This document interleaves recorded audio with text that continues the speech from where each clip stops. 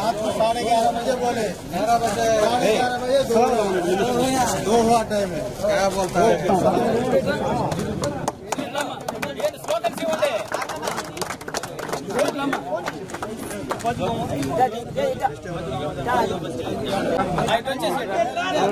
జనార్దన్ గారి నాయకత్వం జనార్దన్ గారి నాయకత్వం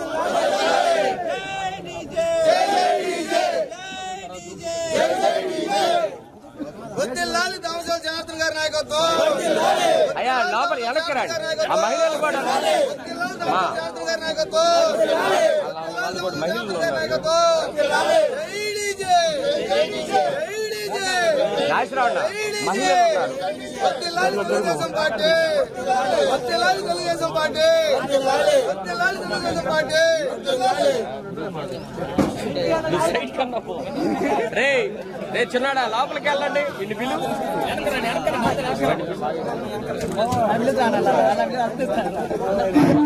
లోపలికి బా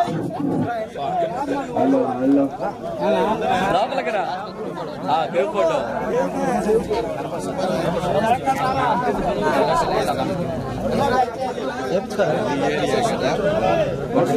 జనార్దన్ గారి నాయకత్వం వదిలాలి జనార్దన్ గారి నాయకత్వం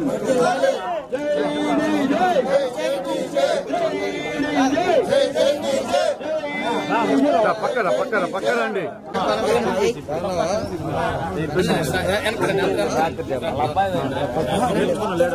అమ్మా ఆ పార్టీలో చేరిన వాళ్ళు లోపలికి రండి అన్న దగ్గరికి ఆ మహిళలు కూడా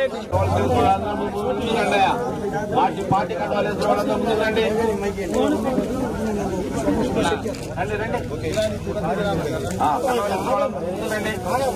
ఓకేనా అలా తమ్ముడా అటు ఓకే అన్న ఒక్క నిమిషం అన్న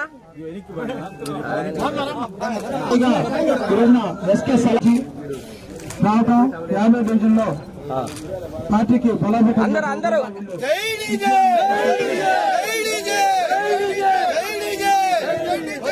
2024 ఎలక్షన్లో జనార్దన్ అనే అత్యధిక మెజార్టీతో గెలిపించాలని మన నెహ్రూ నగర్ అందరినీ కోరుతూ సెలవు తీసుకుంటున్నాం.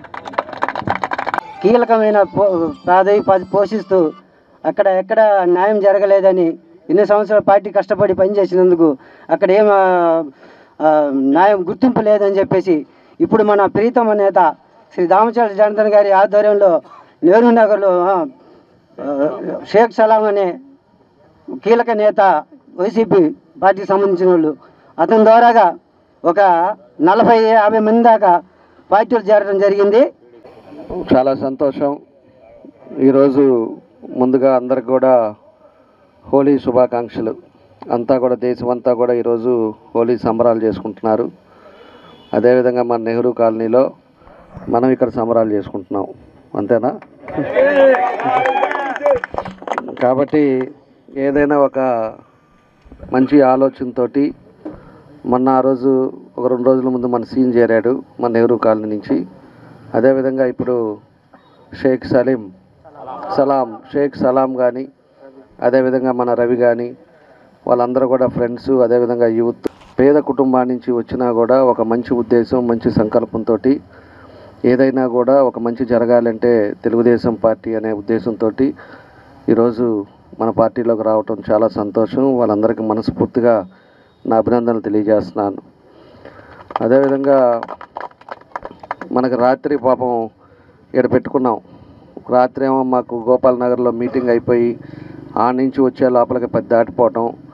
వీళ్ళందరూ కూడా రాత్రి ఎట్లా ఒకట చేయండి అని చెప్పేసి అంటే ఎలక్షన్ కోడ్ ఉంది, మంచిది కాదు, మనం నియమాలు ఇవన్నీ కూడా మనం కరెక్ట్గా పాటిద్దాం, ఒక రోజుకి అయిపోదని చెప్పిన తర్వాత మళ్ళీ ఈరోజు ఈ టైం పెట్టుకొని ఈ టైంలో మళ్ళా కూడా చాలామంది మన ముస్లిం సోదరులు కూడా ఉన్నారు, ఫాస్టింగ్లో ఉండే వాళ్ళు ఉన్నారు, పని చేసుకునే వాళ్ళు ఉన్నారు. వాళ్ళంతా కూడా పనులు కూడా ఆపుకొని ఈరోజు ఈ కార్యక్రమానికి వచ్చి ఎంతోమంది చేరిన వాళ్ళందరికీ కూడా మరోసారి నా అభినందనలు, ధన్యవాదాలు తెలియజేస్తున్నాను. ఏదైనా కూడా ఇప్పుడు ఉండే పరిస్థితులుగా పూర్తిగా మనకు అర్థమవుతూ ఉన్నాయి. ఎందుకంటే బెదిరింపు రాజకీయాలు జరుగుతున్నాయి. మన సీన్ అయితే ఎన్నిసార్లు వాళ్ళ ఇంటికి వచ్చారో వాళ్ళని బెదిరించారో ఇవన్నీ కూడా జరుగుతూ ఉన్నాయి. ఆఖరికి వాలంటీర్స్ వచ్చి కూడా బెదిరించే పరిస్థితులు ఉన్నాయి. ఉద్యోగస్తులను బెదిరిస్తున్నారు. అంటే మనం ఎక్కడికి పోతున్నామా ఏంది అనేది మనకు అర్థం కావట్లా. ఈరోజు ఒక పరిస్థితులు ఎలాగైపోయినాయి అంటే ఏదైనా చేయాలి అంటే భయభ్రాంతులు తయారైపోయింది రాష్ట్రంలో. ఈ మార్పు రావాలి అంటే మనకి స్వాతంత్రం ఉండాలి, మనకి అందరం కూడా ఫ్రీగా ఉండాలి, ఎవరి పనులు వాళ్ళు చేసుకోవాలి, ఎవరి వృత్తి వాళ్ళు చేసుకోవాలి, అందరూ కూడా హ్యాపీగా ఫ్యామిలీస్ తోటి ఉండాలి తప్పితే ఎప్పుడు ఎవడొస్తాడా ఎప్పుడు ఏం జరుగుద్దా అనే పరిస్థితులు మనకు ఉండకూడదని చెప్పేసి కూడా నేను తెలియజేస్తా ఉన్నా. అలాంటి వ్యవస్థ నుంచి మార్పు రావాలి. ఈరోజు ఎంతోమంది చదువుకున్న పేదవాళ్ళు కూడా నిరుద్యోగులుగా ఉన్నారు. వాళ్ళందరికీ కూడా ఉద్యోగాలు రావాలి, వాళ్ళ కుటుంబాలు సంతోషంగా ఉండాలి అంటే వాళ్ళ తల్లిదండ్రులు ఎంతో కష్టపడి చదివించారు. వాళ్ళు ఈరోజు ఏమో ఉద్యోగాలు లేక వాళ్ళు కొంతమంది ఏమో డ్రగ్స్కి అలవాటు అయిపోతున్నారు, చెడు అలవాట్లకు అవుతున్నారు. వీళ్ళ తల్లిదండ్రులు ఏదైనా మాట్లాడితే వాళ్ళు దన్నబోతున్నారు.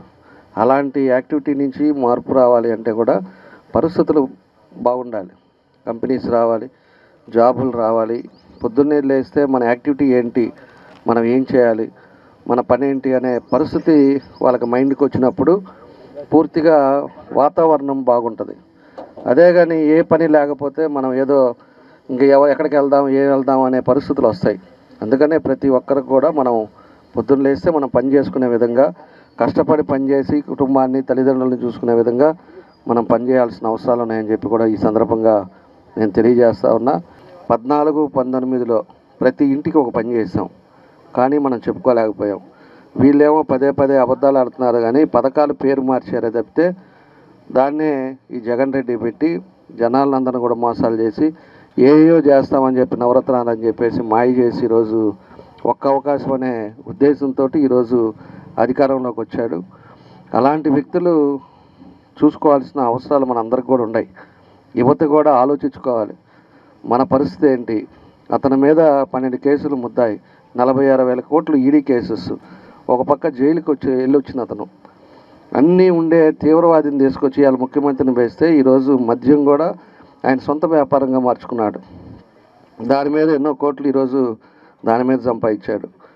ఈరోజు డ్రగ్స్ ఎక్కడి నుంచన్నా గంజాయి నుంచి ఎక్కడో వేరే రాష్ట్రాల్లో దొరికితే ఎక్కడి నుంచి అంటే ఆంధ్ర నుంచి వస్తుందని చెప్తున్నారు.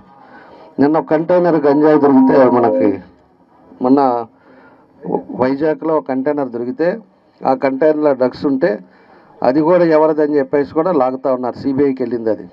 దాంట్లో కూడా మేజర్ ముద్దాయి వీళ్ళే ఉన్నారు.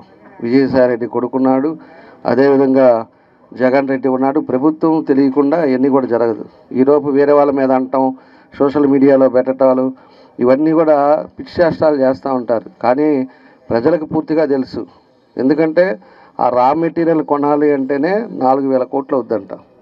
4,000 కోట్లు పెట్టి చేసేదానికి వ్యాపారస్తులు ఎవరైతే పేర్లు బయటకు వచ్చినాయో వీళ్ళు ఎవరికి అంత స్తోమత లేదు.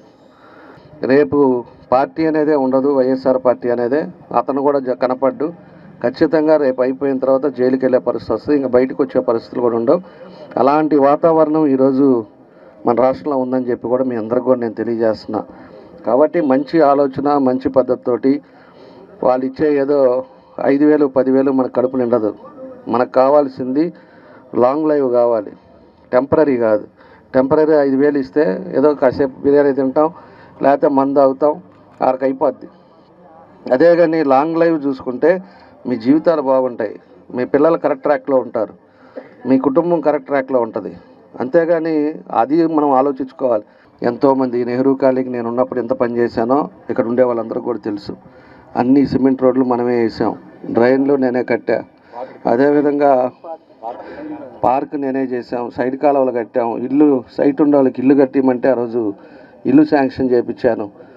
ఈరోజు మంచి కార్యక్రమం నిన్న పెట్టుకోవాలనుకున్నారు, అయినా ఏదో నిన్న కొన్న టైము డిలే అవ్వటం వల్ల మనం ఈరోజు ఇక్కడ పెట్టుకున్నాం.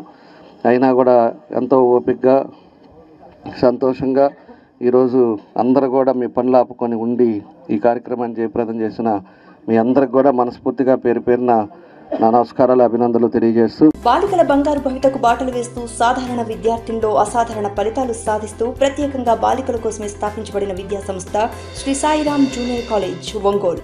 అంకిత భావం గల అధ్యాపకేతర సిబ్బందితో నైతిక విలువలతో కూడిన నిత్య నూతన విద్యా ప్రమాణాలతో ఆప్యాయత అనురాగాలతో విద్యనందిస్తున్న విద్యా సంస్థ శ్రీ సాయిరాం. మేమందిస్తున్న కోర్సులు MPC, BiPC, MEC, CEC, IIT, JEE main, NEET, ఎంసెట్లకు ప్రత్యేక శిక్షణ, విశాలమైన క్లాస్ రూమ్స్, చక్కని హాస్టల్ వసతి, పరిశుభ్రమైన డైనింగ్ హాల్ను కలిగి మేనేజ్మెంట్ వారి నిరంతర పర్యవేక్షణలో విద్యార్థులను అలరిస్తున్న విద్యా సంస్థ శ్రీ సాయిరాం. అడ్మిషన్ల కొరకు సంప్రదించండి. శ్రీ సాయిరాం జూనియర్ కాలేజ్, బాలికలకు మాత్రమే. మంగమూరు రోడ్ జంక్షన్ దగ్గర ఆంజనేయ స్వామి విగ్రహం ఎదురు, సాంబశివనగర్, ఒంగోలు. Phone number 9100119131, 9100119132, 9100119136. శ్రీ సాయిరాం తోడుంటే విజయానందం మీ వెంటే.